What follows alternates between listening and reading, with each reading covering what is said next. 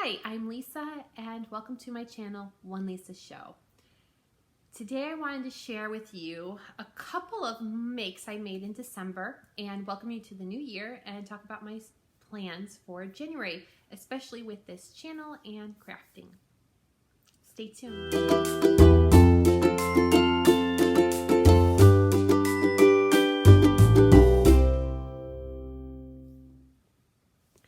Hi, and thank you so much for joining. I appreciate everybody that watches my videos. Please leave me comments. Let me know if there is your thoughts on things, or if I should consider different patterns or different projects with some of the fabrics that I had talked about. I would appreciate it. So December was filled with lots of makes. Every day I devoted at least an hour to working on some project, and they were mostly gifts. So I don't have those to show, but if you did watch a previous video where I showed the green striped sweater that my nieces and I helped make on the bond knitting machine for my mother, for their grandmother for Christmas, she loved it. She put it on right away. She was so appreciative of it. And I think she was smitten with the fact that those girls worked on it, and it took them like a month and a half to do so. After I got done with all of the Christmas presents, I had made my dad a stocking cap, my brother a stocking cap. I made both my sisters a Nina Lee South Bank sweater, a little oversized so they could wear it over their clothes, and it was made with like a luxe, a minky kind of fabric, kind of furish almost, but more, maybe minky is a good word for it. Very luxurious, soft, cuddly, blankety kind of fabric. Plush. That's the best word for it. I also made both my nieces a sweater on my incredible sweater machine. We finished my mom's sweater from them, and we also finished another one in blue stripes for their other grandmother. So it was just a very whirlwind of yarn and fabric and feeling stressed constantly because I wanted to make sure everything got done before Christmas. And then my parents both contracted COVID mid-December. So that meant our Christmas was going to be pretty much canceled or postponed. So we had our Christmas on January 1st because they were clear and out of their quarantine time frame and had no symptoms. And thank God, because my parents are older and I love my parents, but they're both have their own health issues, and it just teaches me to take better care of my body. And so one of my resolutions, as it is every year, is to take better care of my body. So I'm wearing my one, so after I got done with all the Christmas gifts before Christmas and then COVID hit, I had this nice week and a half that I had to spare between getting those Christmas gifts done in January 1st, like a week and a half, because that was our new Christmas. So I had got to do some selfish sewing. The first thing I did was make a pair of underwear, which that's in the dirty bin. So unfortunately, it's just cotton jersey. It's green. It was from a scrap fabric from Girl Charlie. And basic, it is the Megan Nielsen Acacia panty that I have made and showed you already. So I was very pleased. That was like the first thing I wanted to do was make a pair of underwear. Why? It's a super easy sew. It is relaxing. It is not time consuming. And there's something about, for me, something you don't have to think about, you can just do. And maybe that's where I like it. And stretching out that elastic as I'm sewing it to the leg opening or the waist opening is very enjoyable to me. So enough of that. This is the other make I made, is the Freya top. This is also a piece of fabric I got from Girl Charlie a while ago. Let me see if I can let you see it. I made this in the size 7. It's a Tilly and the Buttons pattern in her stretch book. It is the Freya sweater. I used a very thin, lightweight jersey from Girl Charlie. It is very pretty. I love this fabric. It fits very well. And I whipped this up in an afternoon, and I'm very happy I made this. The other thing I made in December was another bra. It is another Marlboro bra from Orange Lingerie, because it's the only bra pattern I have right now. And I'm going to hold this up. It is made with a very cheap, basic pink, light pink carnation pink lace from Joann's Fabrics. And the back is, again, the same knit, kind of polyester feel, 1970s feel knit, also from Joann's, also very cheap in white. I used white channeling from Bra Maker Supply in Canada. I did attach a handmade label because I love it. This is pink straps, also from Bra Maker Supply in Canada. And then they didn't have any white or pink when I made my last order with them. So I had ivory for my picot. Here's the downside. When I placed that first order, when I wanted to make a bra, I placed my first order with the Bra Maker Supply, and I ordered a whole bunch of different variety of sizes of underwires and different styles of underwires. And I'm glad I did that because I found the wire I really like that fits me great. I also ordered some plastic underwires, and I used the plastic one for this bra. This is it is not my favorite. So one thing I learned with this bra is I don't like plastic underwires. I am contemplating taking the wire out and putting in an actual regular underwire, a metal underwire. But I'm going to wear it a couple more times and see if I still feel uncomfortable in it or I don't feel as supported. I will probably unpick my seal for my underwire channeling.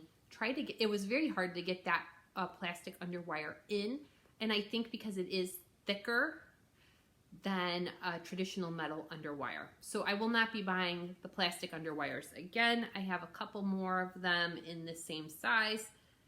And the one thing is they do feel pretty comfortable on the side, but I don't feel like I have the support. And it's probably because there's so much spring in them that they flex so, look at that, so easy.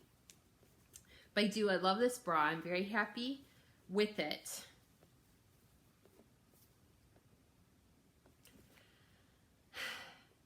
And I'm building my collection.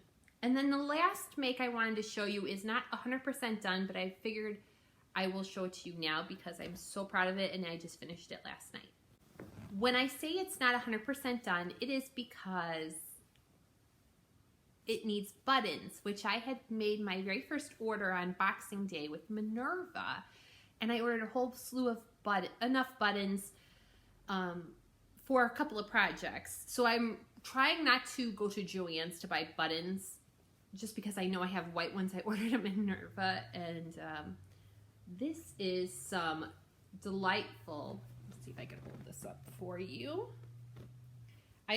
This is the Simplicity 8513. I will write it in below. It is a Simplicity pattern, and it is a button-down long sleeve top. I made this out of some Super Snuggle flannel from Joann's, which just made me smile, and I barely had enough fabric for it. And so everything is done on it except for my little label. I want to get a handmade label on there. But I finished the collar last night, and I'm so proud of this make. I'm glad I used a medium weight interfacing as well on the collar because it looks like it will stay nice and firm. So I hate a wrinkly collar. I did have a hard time with these cuffs. Cuffs were hard. The collar was not as hard as I thought it was going to be. And then this is going to be where the buttons are. That side, I did get some wrinkles in there. I did not have enough of the medium weight interfacing, so I had to use a very lightweight interfacing in this. I should have doubled it up. But I'm very pleased with how it turned out. I tried my best to match my stripes. I'm still learning. It's very warm, and it fits like a glove. I'm looking forward to getting the buttons on and then showing you the final make next month as well. Up next, I wanted to talk about, so my plans for January are very mild. January, I plan to do some more underwear, some scrunchies, a couple more masks. I do plan to make myself a new hat. I do like to make hats, stocking caps. So I have some of this leftover. This is Big Twist yarn from Joann's. It's Varsity Navy is the color. And there's quite a bunch left over from some of these sweaters that we made this for Christmas gifts. So I'm going to make a hat because my coat is a dark blue, so that is on my list. And I'm going to hand knit that. I also want to make myself a sweater on the Incredible Sweater machine from Bond because it's already out, set up, and I haven't made myself a sweater on that machine in probably 20 years. So I'm really looking forward to it. A couple months ago, Lion Brand had a great sale, and I got some Vanna's Choice yarn, and I think this color is pink grapefruit. It's a really bright, bold color. I think it would look good with my flannel. So I'd like to make a sweater on the knitting machine with this. We will see how it goes. I will probably make one first in another in scrap yarn because I'm going to try to convert a hand knit pattern to that.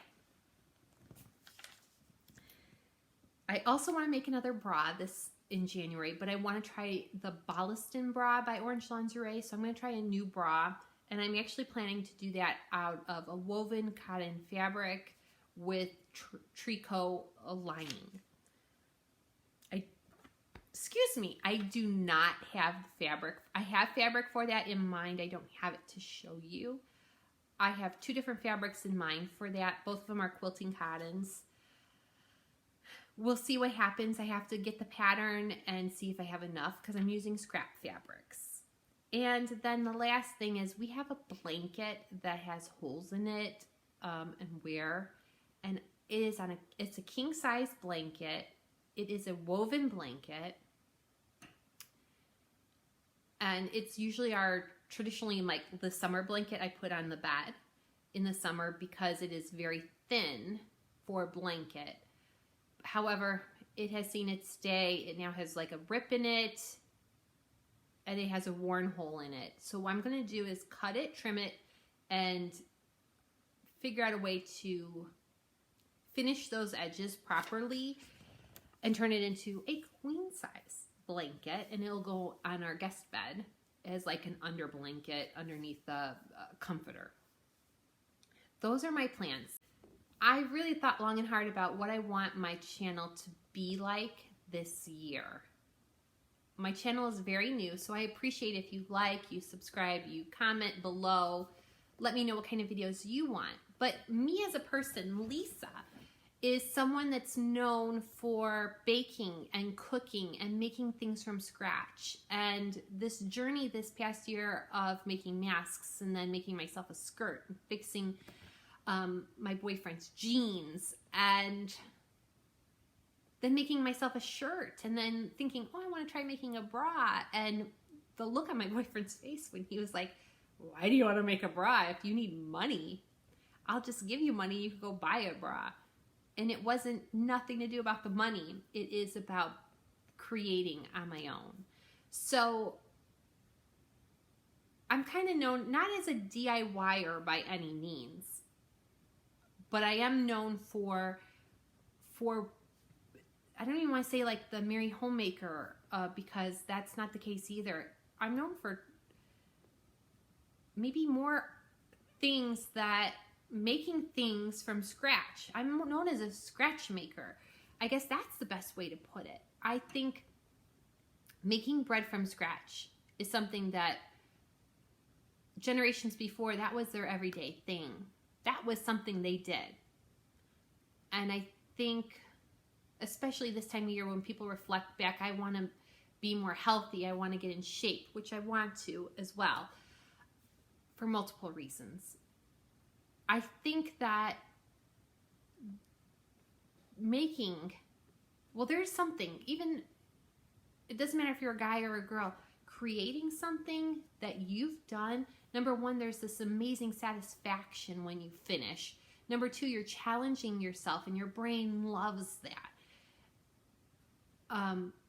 Number three, you have something to show for it. I love Lego kits. I love Lego kits. I might as well make wearable Lego kits. In my mind is piecing together all these clothes, these pieces of fabric. You're attaching them together just like it's a puzzle, and I do love puzzles. But it keeps your brain active. You have something to show for it. It's constructive. It will be a bunch of different things on my channel. And I invite you to watch what appeals to you and to let me know what you want to see. This is my free time. And I want to show people that it isn't that hard to make food, to make items, to be proud of what you do. So thank you again for watching, and I hope to see you soon. Thank you.